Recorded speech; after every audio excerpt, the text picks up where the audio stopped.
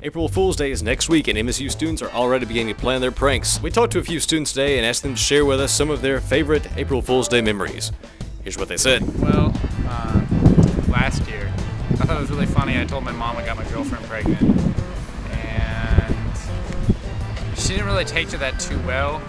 One day, 2 years ago, when I was still living at my home with my parents, I have a younger brother, and before he woke up in the morning, I went in the bathroom and thought it would be really funny to take clear plastic wrap and put it over the toilet seat, so tight that you couldn't tell.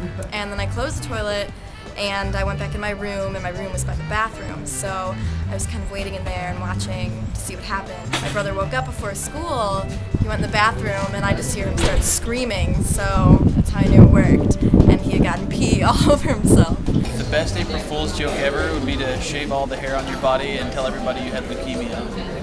So I think that'd be pretty awesome.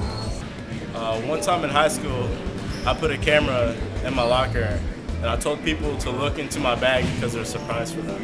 And I just made a funny video about people looking into my locker. On April Fool's Day, I borrowed one of my dad's friend's cars. It was a Corvette.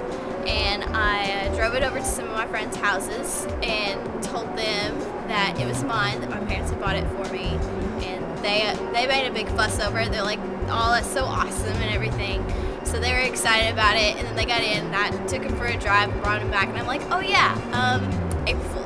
One day for April Fool's, I did an impersonation of my boss. So one night after we had closed, I called my supervisor, pretended to be my boss, and I fired her.